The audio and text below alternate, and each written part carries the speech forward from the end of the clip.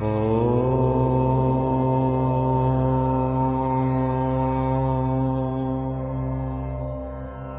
मित्रों, पुनः प्रणाम, सादर नमस्कार। आज का जो विषय है वो कवच से संबंधित है, जिसको आप ताबीज कहते हैं। ये उर्दू का लफ्ज है, ताबीज, कवच, रक्षा सूत्र, धागा। कहां बांधा जाए, क्यों बांधा जाए और कब बांधा जाए? सवाल ये, प्रश्न ये है कि धागा क्यों बांधा जाए? क्या आपके ऊपर कोई भूत पिशाच लगा है? क्या अनिरंतर आपका शरीर ठीक नहीं है, या आप पे ग्रह दोष है? तो किसका माना जाए? आप रक्षा सूत्र 5 प्रकार के, वैसे तो सभी देवताओं का होगा, लेकिन हम मुख्य मुद्दे पे चल रहे हैं। सबसे मजबूत रक्षा सूत्र ही हनुमान जी का है। कि हनुमान जी का कौन सा मंत्र उस कवच के अंदर डाला जाए, उससे सिद्ध किया जाए, और कितनी बार तपाया जाए, कितनी बार जपाया जाए, इस पे ध्यान दीजिए, आपके काम आएगा। लेकिन ये भी नहीं कि हमने दिखाया और आप घर पे बनाना शुरू कर दीजिए, इतना सरल कार्य नहीं है। सबसे पहले हनुमान जी का, दूसरे नरसिंह जी का, तीसरे दुर्गा जी का, चौथा भगवान विष्णु का, और पांचवा जो है भगवान कृष्ण का। और इनमें से एक चीज ख्याल रखना कि देखना, पांचों का बल देखिए। क्यों इनके कवच जो है मान्य है? पांचों का बल देखिए आप। पहला बल देखिए आप, हनुमान जी की बात की थी, 7 समुद्र को लगने वाला एक अकेला, अगर कोई अपनी माँ का पुत्र है तो हनुमान जी। 7 समुद्र को लगने वाला अगर कोई है तो हनुमान जी। और द्रोणगिरी वहां दक्षिण भारत से जो है 4 घंटे में या 8 घंटे में द्रोण पर्वत से सजीविल लाने वाला अगर कोई माई का लाल है तो भी हनुमान जी है। और लंका में जाने वाला भी कोई माई का लाल है राक्षसों के बीच में तो भी हनुमान ही है। और नाना प्रकार के राक्षसों से लड़ने वाले भी अगर कोई हैं तो हनुमान जी है।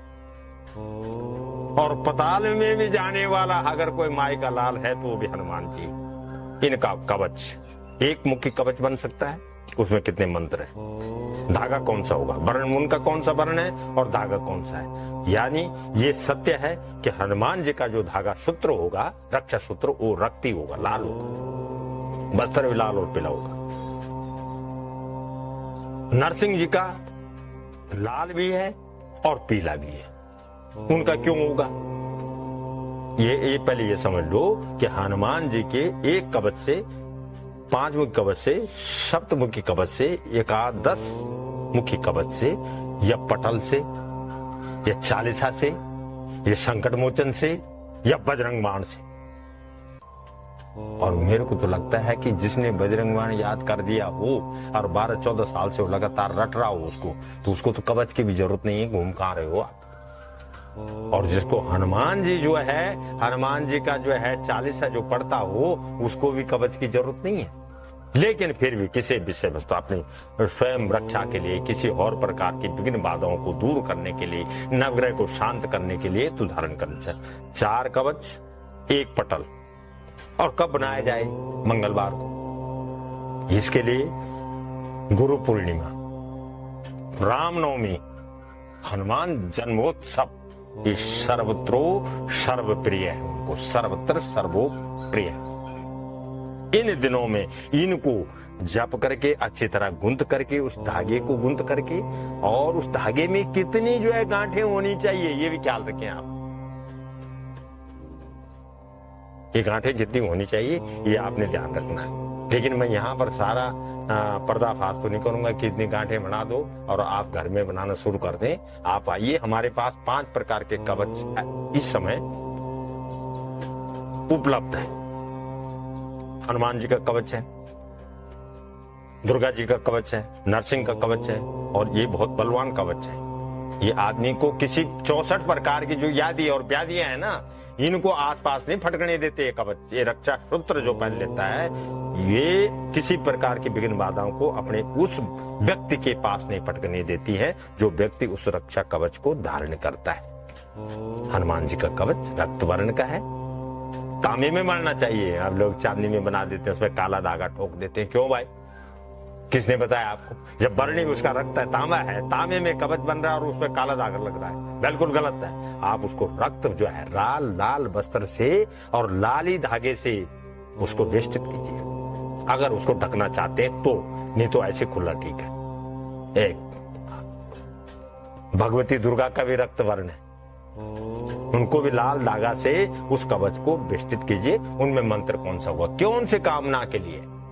सर्व प्रकार की कामना के लिए। मैं पिछली बार पर आपको जो बता चुका हूं, या श्री स्वयं सुकृता नाम पहला दुर्गा सप्तलोकी का पहला ही मंत्र है, पहले ही पृष्ठ पे है। इस मंत्र के द्वारा भी हम कवच बनाते हैं और उसके बाद तो मंत्र ही है। 700 करोड़ मंत्रों में से 700 मंत्र अकेली दुर्गा सप्तशती जो है, सप्तशती जो है, वो मंत्रों से अवलोकित है। उसका मंत्र किससे बनाया जाए, आप उसका कवच किससे बनाया जाए और कौन सा धागा लगाया जाए, कौन से बार को? मंगलवार को श्री हनुमान जी, भगवती दुर्गा का विजयदशमी, अष्टमी और विजयदशमी, ख्याल रखें। अष्टमी और विजयदशमी को इस मंत्र को जप के इतनी संख्या में, कितनी संख्या में जपना पड़ेगा, कितने अक्षर का मंत्र है, उस अक्षर को देख ले, उन मंत्रों की संख्या देख ले, उनको दुगुना या कई बार 4 गुना भी करना पड़ता है। और तब जाके उस धागे में उसको तपा के और अग्नि के द्वारा उसको अच्छी तरह गंगा जल के द्वारा शुद्ध करके अग्नि में तपा के उस मंत्र को अपने प्रति ये भाव रखे, हे परमपिता परमेश्वर, जिसको भी मैं ये सुरक्षा कवच दूं, उस कवच में किसी प्रकार की विघ्न बाधा प्रवेश न करे। उसके बाद हनुमान जी हो गई, माँ दुर्गा हुई, भगवान कृष्ण है। भगवान कृष्ण का एक मंत्र है, सूक्ष्म मंत्र है, ओम क्लीम कृष्णाय नमः। अगर आपने कभी तिलक लगाना है तो ध्यान से देखिए साहब, ध्यान से देखें। इसको आप इस मंत्र को उल्टा सीधा जहां से मर्जी पढ़ ले, ओम क्लीम और नाभि में कृष्णाय, या नाभि से ऊपर ले, ओम क्लीम कृष्णाय नमः। ये मंत्र है, ये भी अचूक उपाय है। इसमें भी 64 प्रकार की आदि व्याधि है। भगवान कृष्ण ने जितना कष्ट सहा है वो अन्य देवताओं ने नहीं सहा है। तो भगवान कृष्ण का ये मंत्र पुत्र प्राप्ति के लिए भी है। अगर कोई इस ढंग से करना चाहिए, गर्भवती स्त्री अगर इस मंत्र को इस ढंग से, ओम नाभि में क्लीम, कंठ में कृष्णाय, ओम क्लीम कृष्णाय नमः, या ऊपर से ओम क्लीम कृष्णाय नमः, भगवान कृष्ण का। उसके बाद भगवान नारायण का कवच है, उसको किस उसमें पीत, उसमें पीत है। कृष्ण जी का काला है, काले धागे में उसको जो लगाई, काले धागे में पिरोइए, उसको चांदी में पिरोया जाएगा। इनका जो वर्ण है चांदी का है। श्वेत धागा होना चाहिए। श्वेत धागा ना मिले तो रक्त सूत्र, लाल सूत्र से जो आप उसको वेष्टित कर सकते हैं। दुर्गा जी का बता दिया, उनका भी रक्त वर्ण है, लाल धागे में पिरोइए। और नारायण का जो पीत है उसके द्वारा उनका कार्य पिरोना चाहिए।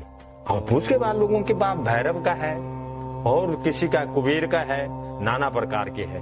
लेकिन 5 जो रक्षा कवच हैं वो सर्वोपरि है, सर्वविदित है और सबके काम आने वाले हैं। और मुझे उम्मीद है, और ये हमारे पास अभी इस समय मैं बता रहा हूं उपलब्ध है।